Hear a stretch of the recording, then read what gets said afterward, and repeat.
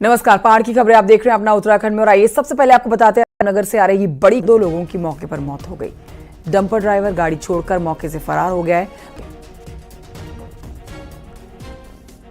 यहाँ पर जैसे कि 6:30 बजे के लगभग 2 केसों की खबर आई थी कि एक आरटीए के पेशेंट आ रखे हैं जो कि पीरू मदारा साइड पर हुए हैं, जो 108 की एम्बुलेंस हमारे पास लेकर आई थी। अब जैसे कि जब जी पेशेंट हमारे पास दोनों आए हैं तो ये ब्रॉड डेड आए थे।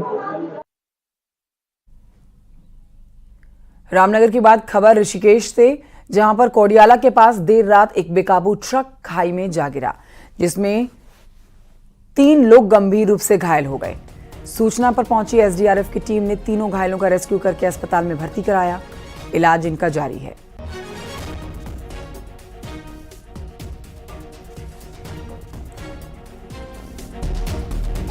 उधर वायरस अटैक की वजह से चारधाम यात्रा के ऑनलाइन रजिस्ट्रेशन अभी भी नहीं हो पा रहे हैं।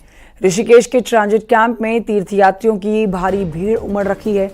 रजिस्ट्रेशन ऑनलाइन काउंटर की लाइन पर लोग सुबह से खड़े हुए हैं, लेकिन उनका रजिस्ट्रेशन नहीं हो पा रहा है। पिछले 3 दिनों से ऑनलाइन रजिस्ट्रेशन में दिक्कत आ रही है। हालांकि उम्मीद है कि आज समाधान हो सकता है।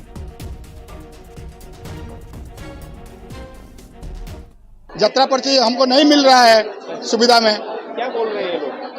मैंने वेबसाइट हैक है, इसीलिए मैनुअली काउंटर सारा काउंटर चलना चाहिए। और ऑनलाइन बंद है, ऑनलाइन वेबसाइट बंद है बहुत दिनों से। ठीक होगी, हो तक हुई नहीं है। यहाँ पे सब ऑनलाइन लगा है, यहाँ पे व्यवस्था पूरी अस्त व्यस्त बनी पड़ी है। देश भर से आया हुआ जो श्रद्धालु है वो लगातार परेशान दिख रहा है, क्योंकि वेबसाइट हैक होने के चलते अभी तक प्रॉपर ढंग से काम नहीं कर रही है। रजिस्ट्रेशन काउंटर पर लगातार कतारें लंबी होती जा रही हैं और यात्रियों का जो सब्र है वो धीरे धीरे टूटता जा रहा है। ऋषिकेश से आशीष डोभाल, न्यूज़ 18। हरिद्वार में पुलिस लगातार वेरिफिकेशन ड्राइव चला रही है। 1 महीने में पुलिस ने वाले करीब 1000 लोगों के चालान भी काटे गए हैं। एसएसपी का कहना है, देखिए अब तक जो टोटल पिछले 1 माह की हमारी जो प्रक्रिया हुई है उसमें करीब 10,000 के आसपास हम लोगों के द्वारा सत्यापन अभी तक किए जा चुके हैं, और जिसमें विभिन्न थाना क्षेत्रों में अलग अलग प्रक्रिया में अलग अलग लोगों के खिलाफ चालान की प्रक्रिया की जारी है। और ये बढ़ते हैं आगे, आपको बताते हैं मुख्यमंत्री पुष्कर सिंह धामी आज कुमाऊं के दौरे पर रहने वाले हैं। हल्द्वानी के आम्रपाली विश्वविद्यालय के अभिनंदन समारोह में मुख्यमंत्री पुष्कर सिंह धामी शामिल होने वाले हैं। मुख्यमंत्री राजकीय महाविद्यालय के वार्षिक उत्सव कार्यक्रम में भी शिरकत करेंगे।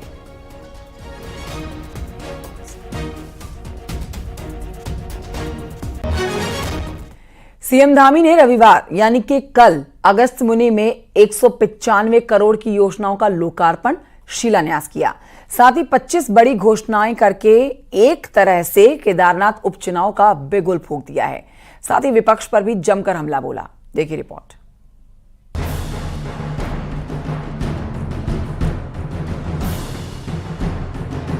सीएम धाल और सतपाल महाराज के साथ रविवार को केदार घाटी के दौरे पर थे। यहां अगस्त्य मुनि ने उद्घाटन किया। इस दौरान मुख्यमंत्री ने घोषणाओं की झड़ी लगाते हुए कहा कि वे तब तक केदारनाथ के भी विधायक हैं जब तक नया विधायक चुनकर नहीं आ जाता। मुख्यमंत्री ने विपक्ष पर निशाना साधते हुए कहा कि चुनाव नजदीक देख कुछ लोग अफवाह फैलाने का काम कर रहे हैं। अफवाह उड़ाई गई कि दिल्ली में केदार धाम बनाया जा रहा है। सीएम ने स्पष्ट किया कि चारों धाम के नाम पर देश में कोई दूसरा ट्रस्ट या मंदिर नहीं बनाया जा सकेगा। बाबा केदार के नाम पर भी मुझे कहने में कोई संकोच नहीं है। कुछ लोग अपनी आज भी जो रोटियां हैं, राजनीतिक रोटियां सेकने से पीछे नहीं हट रहे हैं, और बाबा केदार के नाम से, केदारनाथ धाम के नाम से भी झूठ बोलने और अफवाह फैलाने का लगातार पाप कर रहे हैं। भाइयों बहनों, पिछले दिनों कुछ लोग तो यहाँ तक कह रहे थे कि कहीं केदारनाथ धाम दिल्ली में बना दिया। अरे भाई, ऐसा हो सकता है क्या? मुख्यमंत्री ने केदारनाथ धाम आपदा का जिक्र करते हुए कहा कि केदारनाथ क्षेत्र में हमने त्वरित गति से काम किया। केदारनाथ यात्रा का सुचारू रूप से चलना इस क्षेत्र की अर्थव्यवस्था के लिए जरूरी है। मुख्यमंत्री ने कहा कि ये भी अफवाह फैलाई जा रही है कि 4 धाम यात्रा को डायवर्ट किया जा रहा है। मुख्यमंत्री ने कहा कि ये कैसे संभव है। पर्यटन विभाग के आंकड़े भी बताते हैं कि सबसे अधिक लोग 4 धाम यात्रा पर आए हैं। कुछ लोग सिर्फ झूठ बोलते हैं। ये भी फैला रहे थे कि यहाँ से लोगों के साथ सारे हमारे जितने स्टेक होल्डर हैं उन सब के साथ बैठक करी। हमारे महाराज जी भी थे, सुबोध भाई भी थे, और उस बैठक में जब हम लोगों ने पूछा कि क्या ऐसा हो सकता है, क्या कोई ज्योतिर्लिंग के दर्शन करने आएगा, क्या वो कुछ दूसरी जगह जा सकता है, क्या पर्यटन विभाग के आंकड़े आ गए। उन आंकड़ों में भी साफ है ये यात्रा रुकने वाली नहीं है भाइयों बहनों। मुख्यमंत्री ने अपने भाषण में मातृशक्ति की भी जमकर तारीफ की। इस दौरान मुख्यमंत्री ने सुमाड़ी को नगर पंचायत का दर्जा देने, रुद्रप्रयाग में सर्किट हाउस बनाने, बद्री केदार मंदिर समिति में अस्थायी कर्मचारियों का वन टाइम सेटलमेंट के जरिए नियमितीकरण करने की घोषणा की। साथ ही नगर पालिका रुद्रप्रयाग, अगस्त्य मुनि, नगर पंचायत तिलवाड़ा और उखीमठ की वाल्मीकि बस्तियों के निवासियों के लिए आवासीय सुविधा की व्यवस्था करने जैसी बड़ी घोषणाएं भी की। रुद्रप्रयाग से संदीप के साथ सुनील नवप्रभात की रिपोर्ट।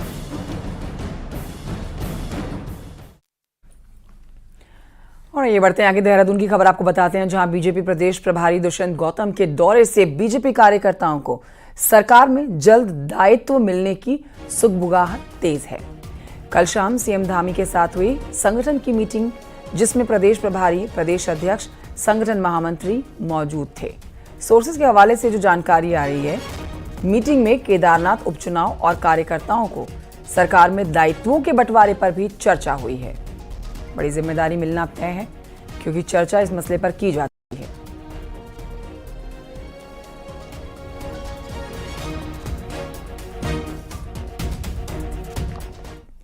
उधर पिथौरागढ़ के बेरीनाग में हिंदूवादी संगठनों ने एक घर में अवैध रूप से मस्जिद बनाने का विरोध जताया है। प्रदर्शनकारियों का कहना है कि घर में बनाई गई मस्जिद पूरी तरह से अवैध है। उन्होंने प्रशासन से पूरे मामले में कड़ी कार्रवाई की मांग की है। साथ ही कहा है कि चेतावनी उनकी तरफ से दी जाती है कि अगर प्रशासन ने इस पर कोई ठोस एक्शन नहीं लिया तो वो बड़ा आंदोलन करेंगे इसके खिलाफ। जो बेरीनाग में एक मस्जिद बनाई गई है, जो कि पूर्ण रूप से अवैध है, इसके जमीन के भी कागज नहीं है और वो मस्जिद भी पूरी तरीके से सरकार की तरफ से कोई भी लीगल उसको डॉक्यूमेंट नहीं दिया गया है। उसी के विरोध में आज सभी बेरीनाग वासी यहाँ पर इकट्ठा हुए हैं और अगर जल्द से जल्द इस पर कार्रवाई नहीं होती तो एक उग्र आंदोलन बेरीनाग शहर में होने को तैयार है। हिंदूवादी नेत्री साध्वी प्राची ने अपनी जान का खतरा बताते हुए पुलिस से शिकायत की है। साध्वी प्राची ने अपनी जान का खतरा बताया है, पुलिस से शिकायत इन्होंने दी है। हरिद्वार में साध्वी प्राची ने बताया कि हरिपुर कलां स्थित उनके आश्रम गीता कुटीर में एक दूसरे समुदाय की लड़की हिंदू आईडी कार्ड लेकर रुकी हुई थी। उसकी गतिविधियां संदिग्ध लगने की अब तलाशी ली गई है, जिस पर लड़की के पास से धारदार हथियार और उर्दू में लिखी हुई किताबें बरामद की गई हैं। साध्वी प्राची ने इसे अपने खिलाफ साजिश बताया और थाना रायवाला में शिकायत देकर कार्रवाई की मांग की। करके हिंदू आईडी दे करके दया की भीख मांग करके मैंने मानवता इंसानियत के नाते कि हिंदू बच्ची किसी गलत हाथ में ना फंसे। छोटी बच्ची है, ज्यादा उम्र भी नहीं। अब मुझे शक हुआ उसकी गतिविधि पर। अब आज जब उसका सामान जाने लगा तब ये 3-3, 4-4 आधार कार्ड और हथियार और ये सब जो ये दुकान में बढ़ रहे हैं आगे। विकास नगर के डाक पत्थर क्षेत्र में बनी आवासीय कॉलोनी अब खतरे से खाली नहीं बताई जा रही हैं। जर्जर कॉलोनी में हजारों की संख्या में लोग रह रहे हैं, जो कभी भी हादसे का शिकार हो सकते हैं।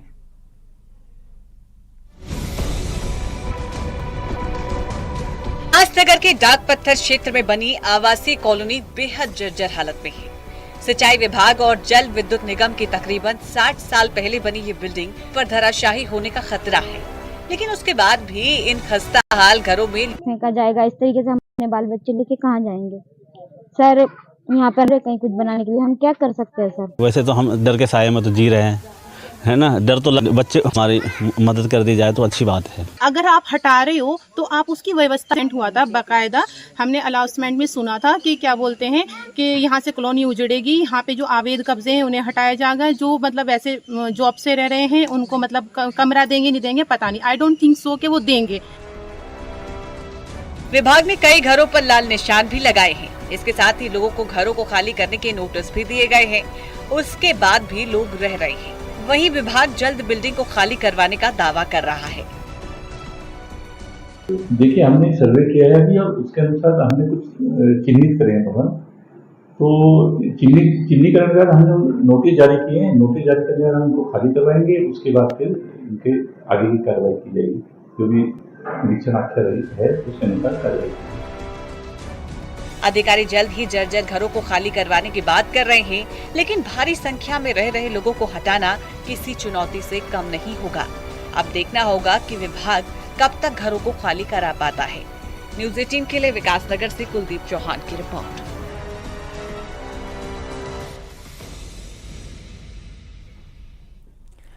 उधर कोटद्वार बेस अस्पताल में स्वास्थ्य सेवाएं चरमराने लगी हैं। हालात ये है कि 20 सितंबर से अस्पताल में एनेस्थेसिस ना होने से गंभीर मरीजों का ऑपरेशन नहीं हो पा रहा है। अस्पताल में 40 से भी ज्यादा ऑपरेशन पेंडिंग पड़े हैं, जिससे मरीजों और उनके तीमारदारों को इधर उधर भटकना पड़ रहा है। बेस अस्पताल में बिगड़ती स्वास्थ्य व्यवस्था को लेकर कांग्रेस भी कई बार सरकार के खिलाफ प्रदर्शन कर चुकी है, लेकिन अभी तक हालात नहीं सुधरे हैं।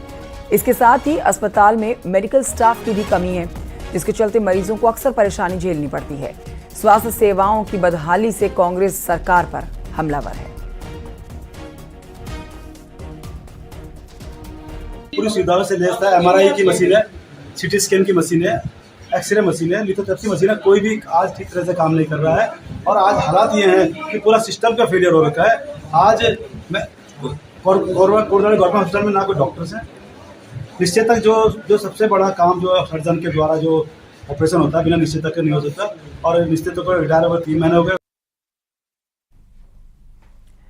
टिहरी में केंद्र सरकार की ओर से जमीन है। 2018-19 में आयुष अस्पताल का निर्माण शुरू हुआ और निर्माण के बाद पर करीब 2 करोड़ से ऊपर के शिफ्ट किए जाने की बात की जा रही है, जिसको लेकर पूर्व विधायक धन सिंह नेगी और वर्तमान विधायक किशोर उपाध्याय में जुबानी जंग तेज हो गई है। पूर्व विधायक इस मामले को लेकर क्षेत्र में बैठक कर रहे हैं, आंदोलन की बात कर रहे हैं। वर्तमान विधायक पूर्व विधायक बनाता हूं और अब आयुष अस्पताल में निर्मित आशंका है कि भारत सरकार इसको कैंसिल न कर दे, निरस्त न कर दे, उससे क्षेत्र का बहुत बड़ा अचीवमेंट चले जाएगा और ये स्थानीय होगी। वो कोऑर्डिनेट नियुक्त करता हूँ अभी कि आप वहाँ बनाइए और बना करके दीजिए और मैं DM कह दूंगा। ने ओल्ड लिपुलेख तक निजी टूर ऑपरेटर को जाने देने की मांग की है। असल में ले जा रहे हैं, जहां से उन्हें तिब्बत में मौजूद कैलाश परवाई जा भी इसका लाभ मिल सके। धारचूला के निजी टूर ऑपरेटरों ने SDM से मिलकर इसकी मांग की है। पर्यटन विभाग का पायलट प्रोजेक्ट चल रहा है, उसके साथ साथ हमारे स्थानीय टूर ऑपरेटर जो है धारचूला क्षेत्र के, उनको भी ये यात्रा कराने की अनुमति दी जाए, ताकि वो भी कुछ अनुभव इससे ले और भविष्य में तो यात्रा हमारी कैलाश पर्वत की दर्शन यात्रा होगी। रामनगर के तराई वेस्ट फॉरेस्ट डिवीजन के फाटो जोन में बहुत कम समय में पर्यटकों के बीच अपनी पहचान बना ली है। अब ये डिवीजन पर्यटकों के लिए और भी सुविधाएं जुटा रहा है। रिपोर्ट देखिए।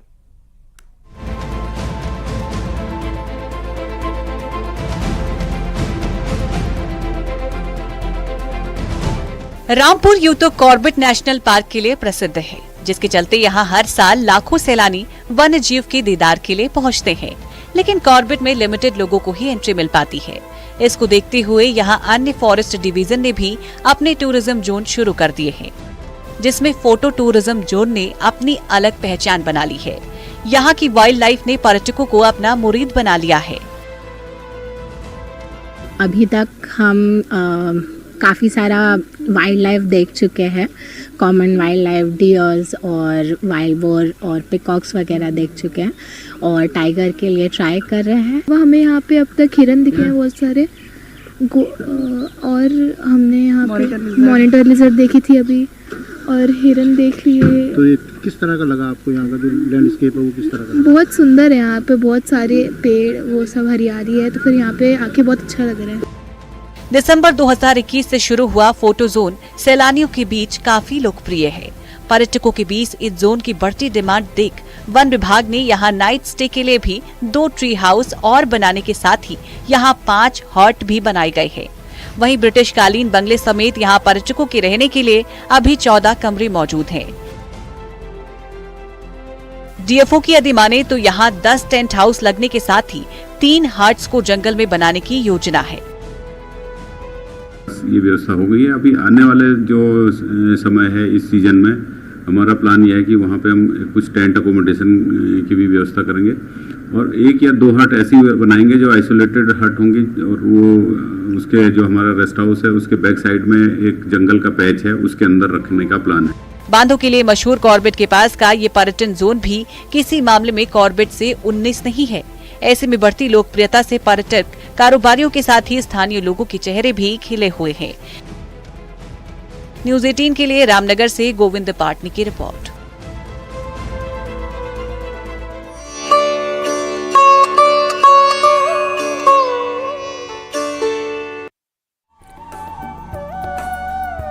शारदीय नवरात्र का आज 5वां दिन है और आज मां स्कंद माता की पूजा की जा रही है।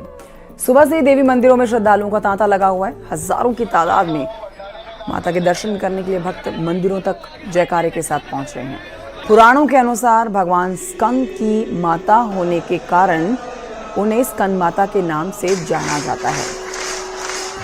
देवी स्कंद माता को सफेद रंग पसंद है जो शांति और सुख का प्रतीक है। माँ का ये स्वरूप परम शांति और सुख का अनुभव कराता है।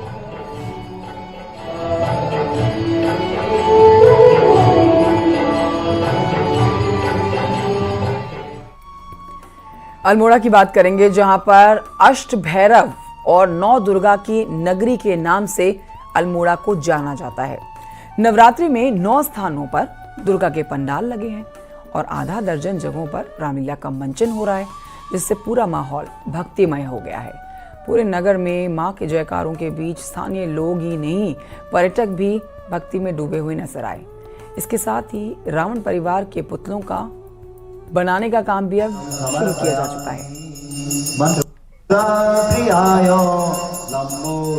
देखिए, उत्तराखंड का जो अल्मोड़ा जनपद है वो बहुत प्राचीन जनपद है और यहाँ पर को सनातन काल से ही ये कहा जाता है कि यहाँ पर अष्ट भैरव और 9 दुर्गा विराजमान है। यहाँ पर को अष्ट भैरव के 8 अलग अलग जगहों पर मंदिर है, तो वैसे यहाँ पर को 9 दुर्गा जो है 9 जगहों पर विराजमान है। दिन तक सुबह को पूजा हो रही है पूरी, ये गणेश पूजा, कलश पूजा और मातृ पूजा, फिर देवी की पूजा, फिर शिव जी की पूजा कर रहे हैं। शाम को भजन कीर्तन और आरती हो रही है, तो बहुत अच्छा लग रहा है।